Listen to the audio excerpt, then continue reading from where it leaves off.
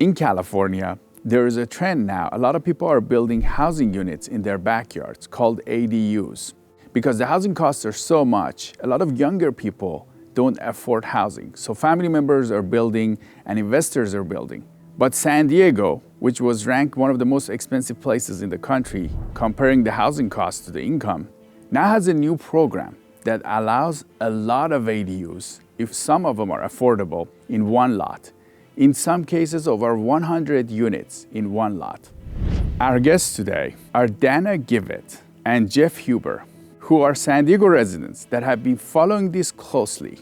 They're here to tell us how this bonus ADU program works and the impacts of it on the community. We also have Dennis Robinson, who's an ADU developer. He's going to tell us his perspective on what's happening there and across the state. I'm Siama Korami. Welcome to California Insider. Dana, Jeff, great to have you on. Welcome. Thank you. Thank you.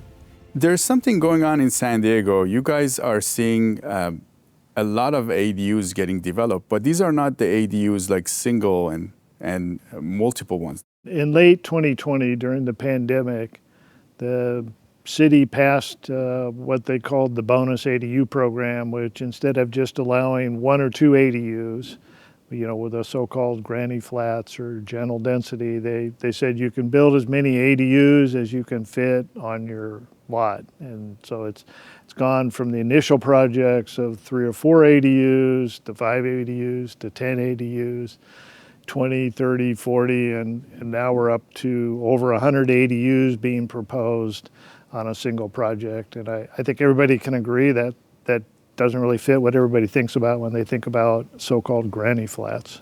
So how do they work? Like 100 ADUs, does the land have to be really big? Is it going up tall?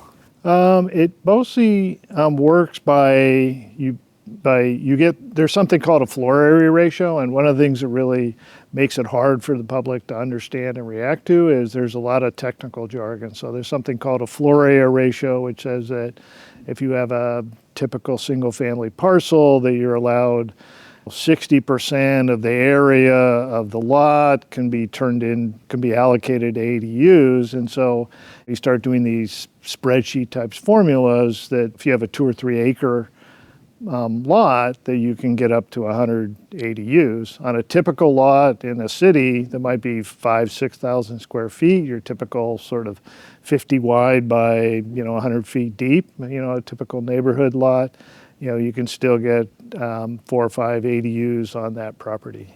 And right now, the city law says that you can build them 30 feet high.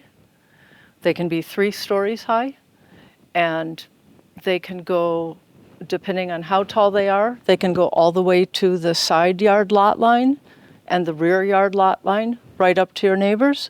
Or if they're above 16 feet or 1 story, they can only be set back by 4 feet, and you can have neighbors' ADUs peering into your backyard up to 3 stories high.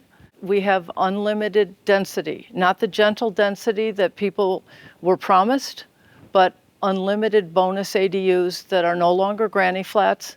Instead, what you have are literally apartment complexes in the backyards of single-family homes. How big is each unit?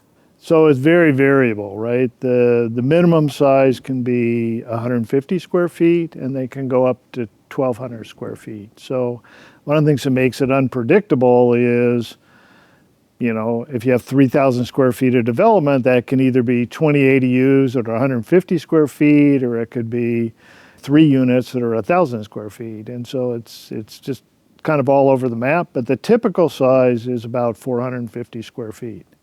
And the reason that's a sweet spot is because you get the most amount of units that somebody usually is willing to rent, which is a studio apartment. And the fees are structured in a certain way to make that attractive. The state law requires that you do something to incentivize the building of affordable ADUs. It doesn't say they have to be deed restricted. It doesn't say how you have to do this. So most cities, and now it's state law, require that you have to produce pre-approved plans for the ADUs. So now everybody in California is producing these pre-approved plans. But in addition to that, they want you to do other things. So many cities are promoting low-interest loans. They're providing one-stop shops where they'll help you expedite the production of your ADUs. They're helping to guide you through the process. But as far as we know, over the last 4.5 years, no one is giving you bonus ADUs. The way the project and the policy works in San Diego is if you produce a deed-restricted ADU, and they're calling it an affordable ADU, then you get a bonus ADU. So it's a pair, generally. And so if you produce an ADU that is deed restricted at 110% of the area median income, right now in San Diego for a family of 4, that is $130,800 a year, then you get a market rate ADU for which you can charge whatever rent you want. And so they build them in pairs. And right now, the biggest project is somewhere between 116 and 126 ADUs. On one lot. On one lot. And what's the process to get this approved? It's a ministerial process. And by that, I mean they submit it to the Development Services Department, and the neighbors don't have to be made aware of it. The plans don't have to be made public. The public, when they hear about it, which is generally when some kind of a fence goes up around the property, the public can go in and make an appointment for 30 minutes to go in and take a look at the plan through a plexiglass window. They can't take any pictures. They can't say no. They have no vote. They have no voice. It doesn't go through the community planning groups. The community has nothing to say about it. The project just proceeds, assuming that it meets the criteria that are established by the city. What about parking? Because a lot of people have told us parking is an issue with ADUs in general, but these are essentially a lot of them in one lot. So currently there's no requirement to provide parking for a single unit. So basically, and it's been sold on the idea that these are being located near public transit and therefore the residents won't need cars. But in San Diego, you can build as far away as a mile away from a transit line, and it doesn't even have to be an existing transit line. It can be some future imagined transit line. And as we always say, it's one thing to ask somebody to walk a mile to a bus. It's another thing to ask them to wait, 20 years for the bus to arrive. By now, you should know that we are part of the Epoch Times newspaper. Having this paper associated with us, we are able to get story ideas and a lot of sources. Now, this week's paper had one amazing story about what's happening with the Tijuana sewage crisis. We actually have been covering this crisis on the show.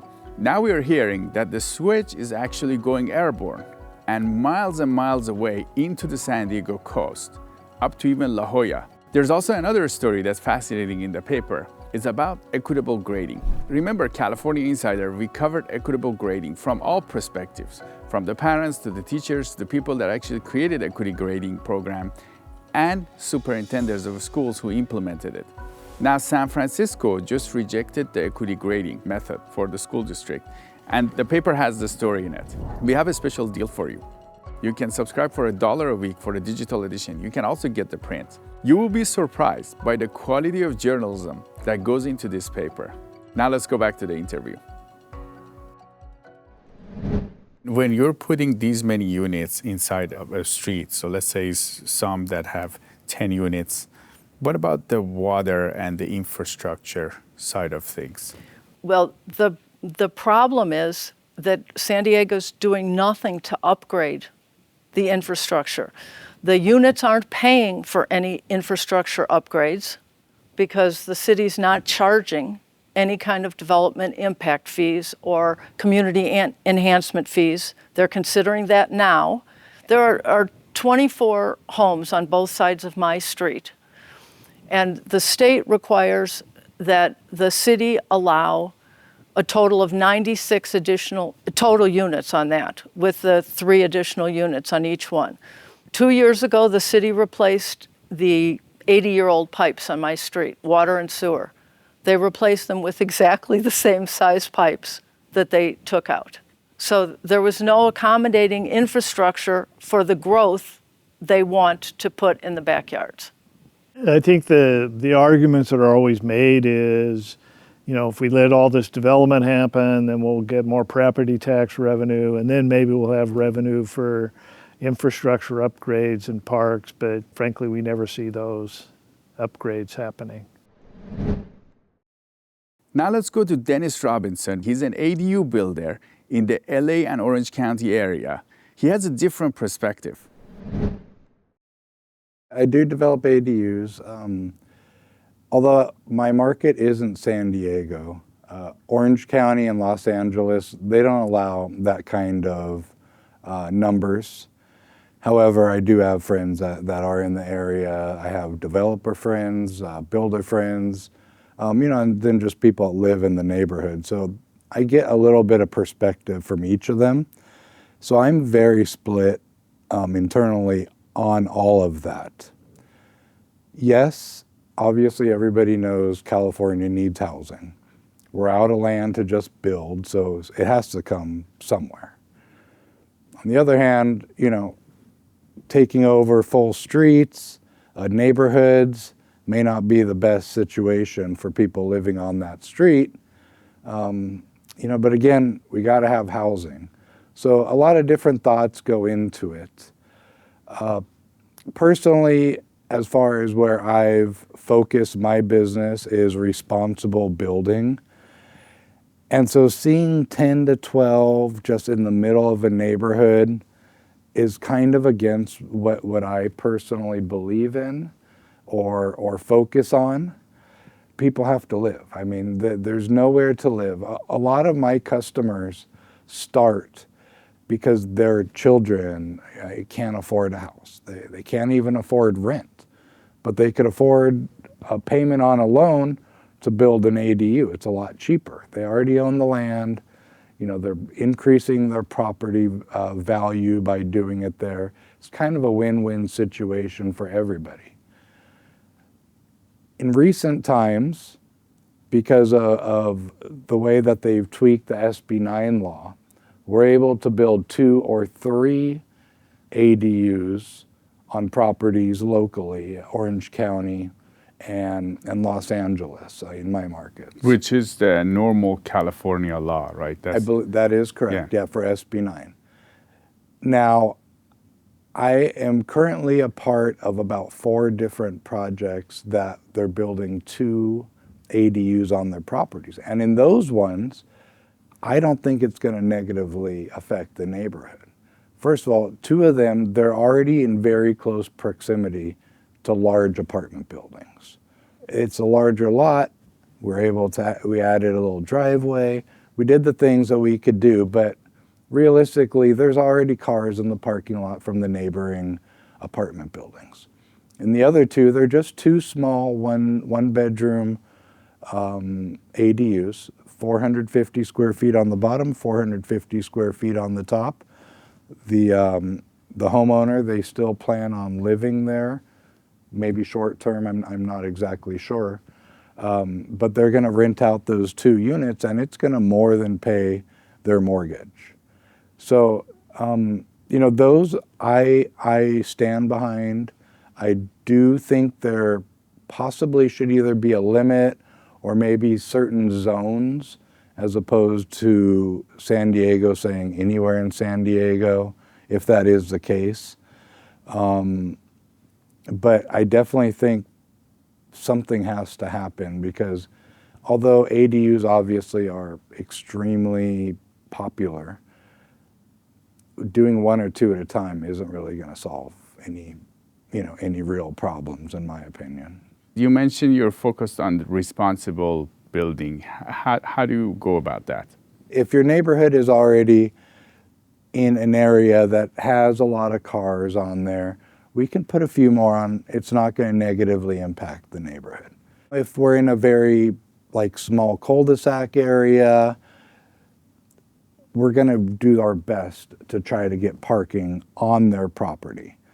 It's a little difficult. I had mentioned it before, but I think the cities need to do a better job to allow homeowners to put more parking on their property.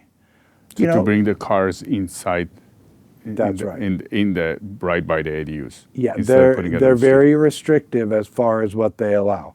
I understand we can't just pave full front yards and just let 12 cars be on their front yard. But what me and my homeowners are asking, let's widen our driveway a little bit and let us fit one or two cars. From what I'm seeing, when it's a parent and their child and maybe their wife are moving in, a lot of them only have one car that they share between them. So that may not even make an impact on the neighborhood to begin with, just one car, but having one extra space probably wouldn't negatively affect the aesthetics of having an 8-foot or 9-foot wider driveway. So I think that's something that the city can do that would mitigate a lot of the people's complaints saying it's going to cause all this parking. Well, work with us. Let us figure it out. The other thing they say is about the infrastructure. I hear that a lot. All these houses, infrastructure. The water and the sewage. Yeah, water, sewer. We all pay a lot of money in property taxes. Like, fix the sewers if that's a problem. I'm not the expert on it, but so far what I've seen is it's not negatively impacting it. And the cities that are trying to add, they are upgrading all their systems. So you'll see giant trenches and they're upgrading what they have to do because they're making an effort to add it. So I know it's possible. People can do, you said 2 to 3 if they have the space? It's very, very simple now to do 2 to 3 additional on your property. You can't just build like 3 1,500 square foot on your land. But in general, you could build one larger size and then a couple like smaller ADU style. But that's if you have a big property. A normal size property, 7,500 square feet, 7,000 square feet, adding 2 bedroom, 2 bath units is a pretty common thing now in order to do. So we can get it passed. It's not easy and quick to get passed through the cities. They take about 6-7 months now, but we get them passed. And the amount of rent that these homeowners are collecting from adding that is, it's just so great for the families. In my experience, they're charging less rent because they're looking for good quality tenants as opposed to who's paying the highest amount. So in my personal experience, those homeowners are the ones that are lowering rent prices. Who are the type of people that are building these ADUs now?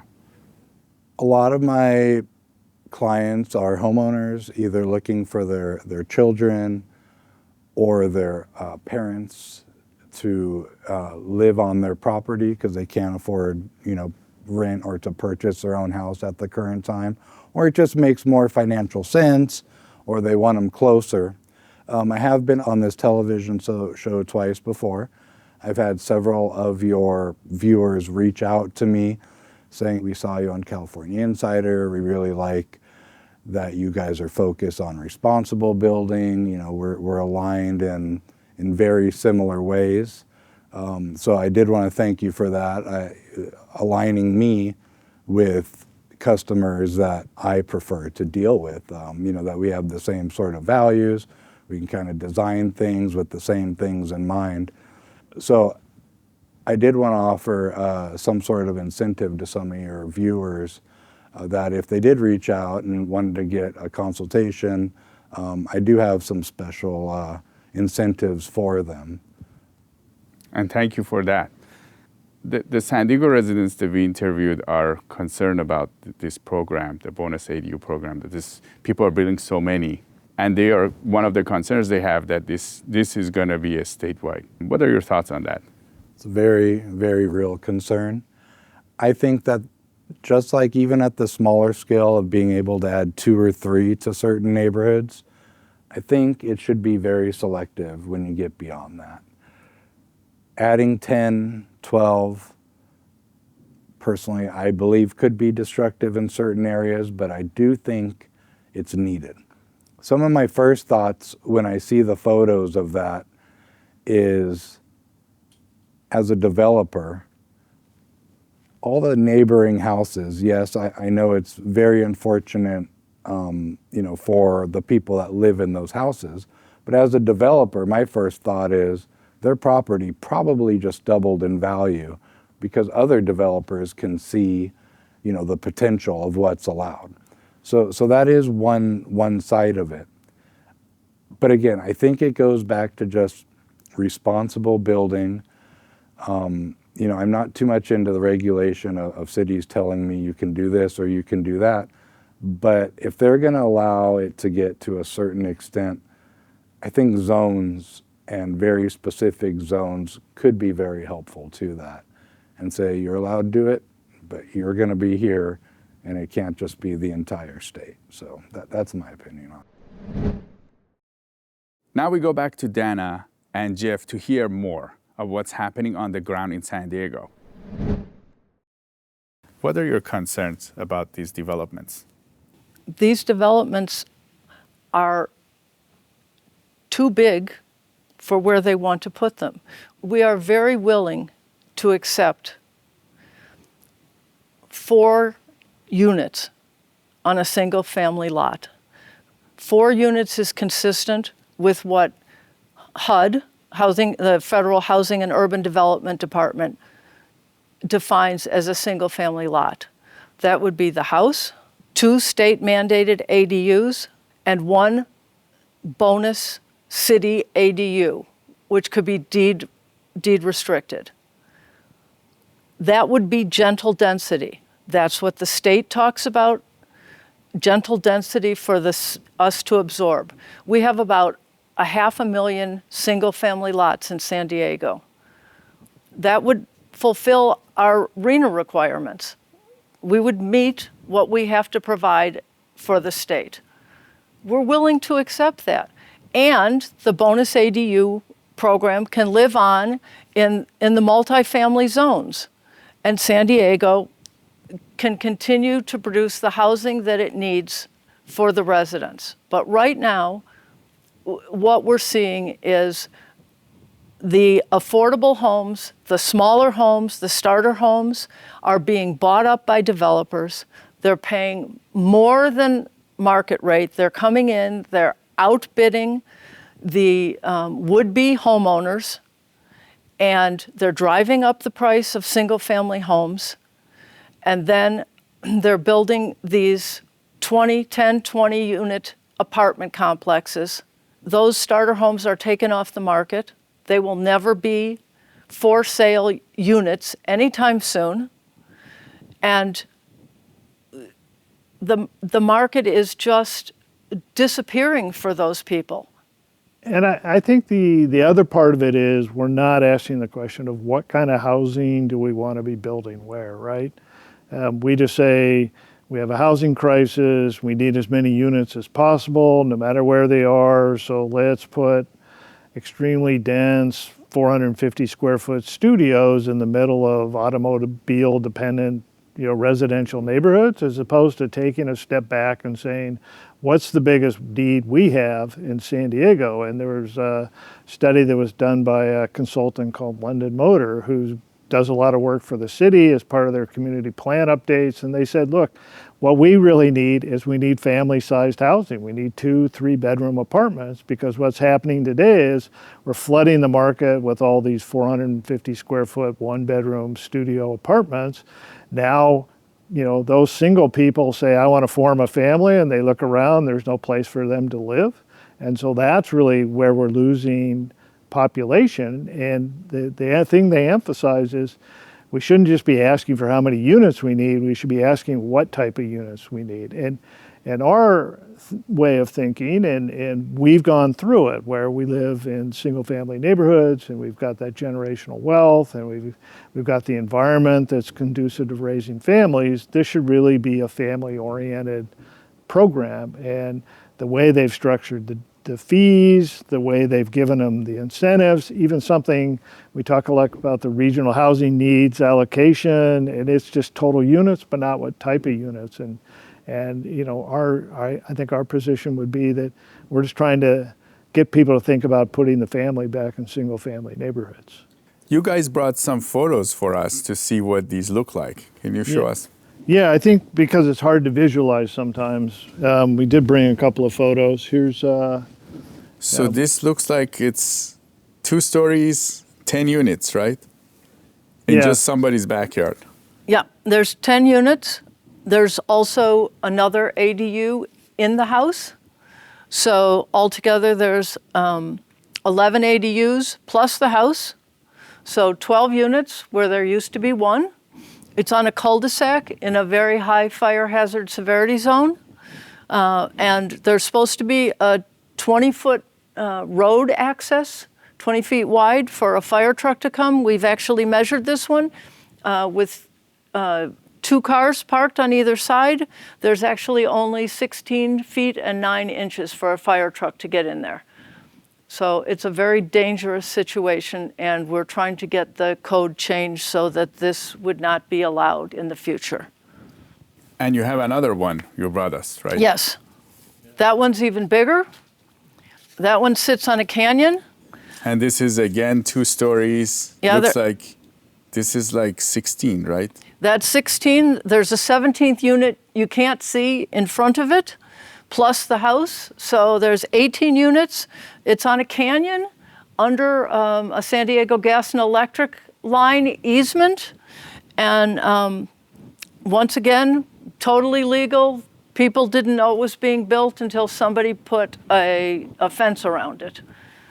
Yeah, and then again, and this is essentially more than the number of homes that are probably on this street, right? Yes. So, yeah, they've probably virtually doubled the number of homes on the street. and that's a big part of this, you know, with the fires that we saw in Southern California. And in fact, even in the neighborhood I live in, there's requirements that people haven't been paying attention to in terms of the evacuation routes, evacuation planning.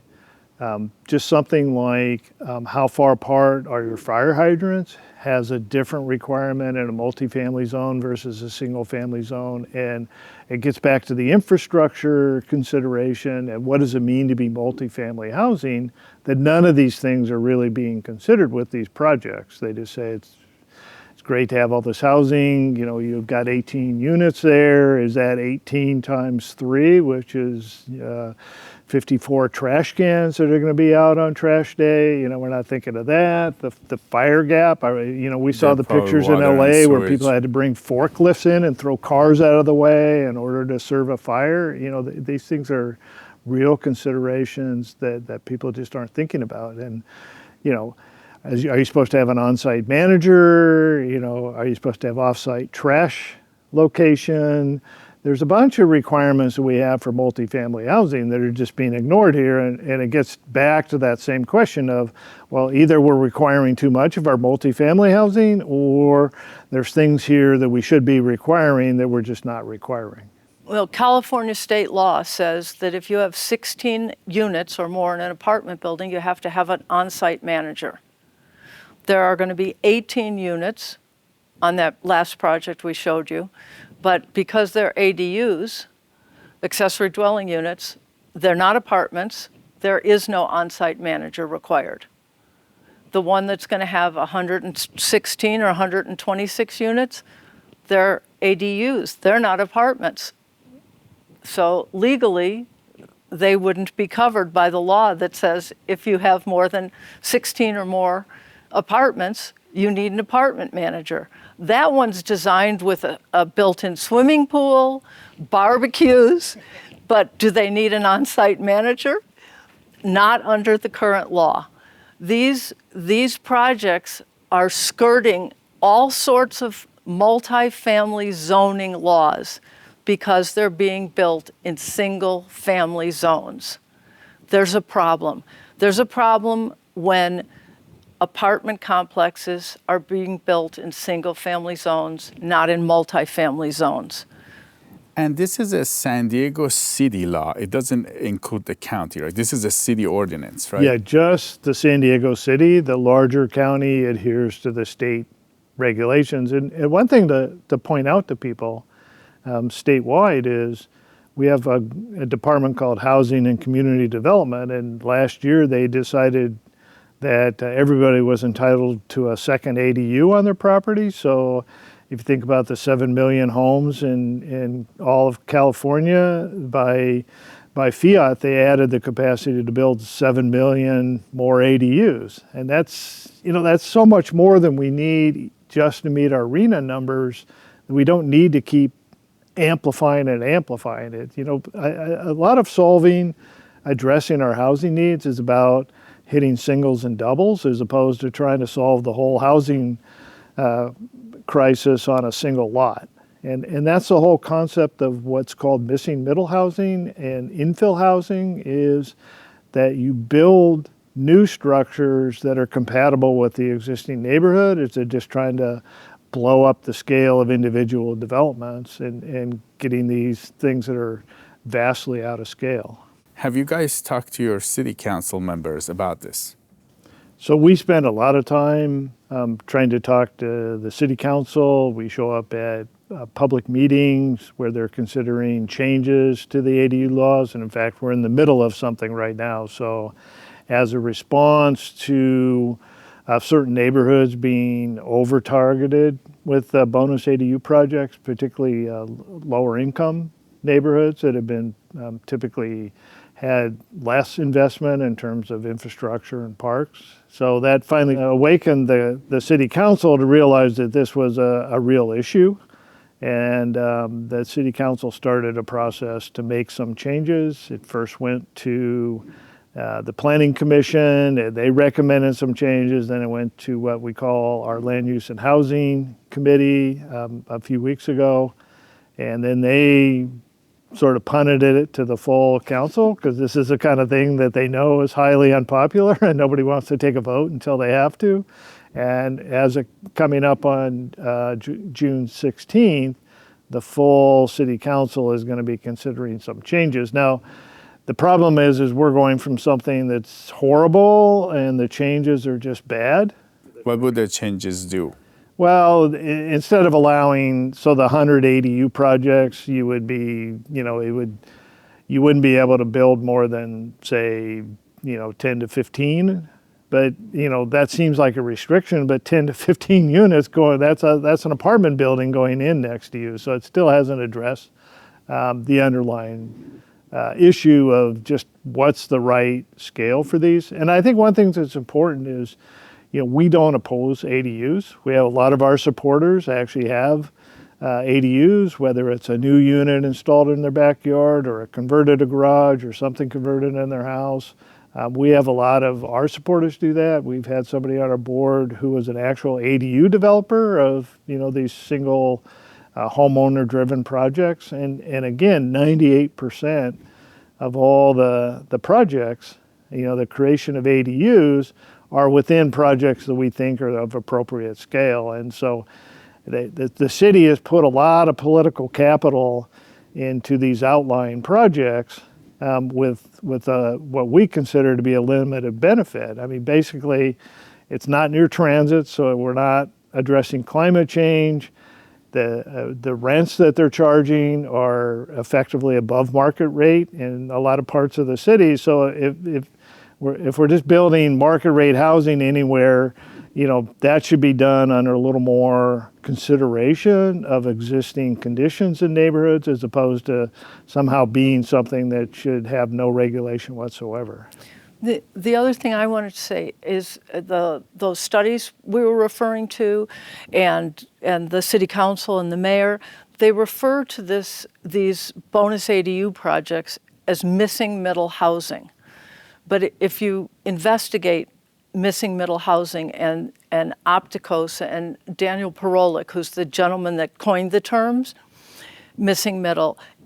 Those projects are supposed to fit literally seamlessly into the neighborhoods.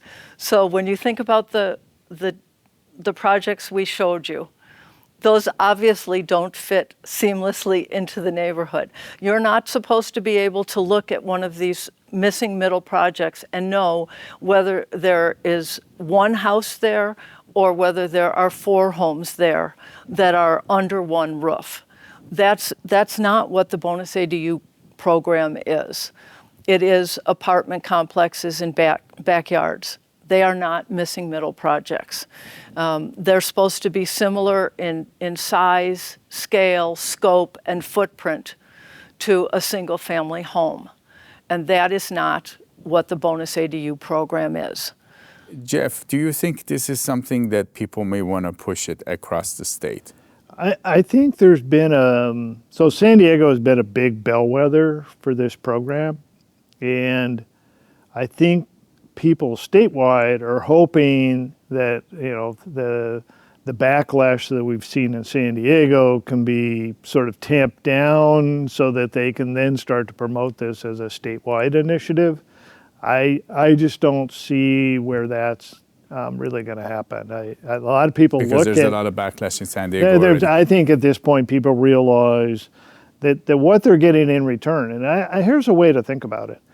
We tear down more homes in San Diego every year, existing apartments, than we build as bonus ADUs in San Diego, right? The what we're really getting from this specific program, as opposed to the thousands and thousands of ADUs that get built without the program, is a pretty marginal return. And like I said, it's a lot of political capital to stake on something that isn't the significant return, particularly if people would start thinking about saying, what is it that we're really trying to do? Are we trying to create family housing? Are we trying to create for sale opportunities? And just the fact that we have this bonus ADU program meant that San Diego is derailed on considering for sale ADUs, because if you don't follow state rules, then when the state changes and goes a certain path, then you've deviated and your code is hard to align with other state initiatives. We have something else going on. I think that's kind of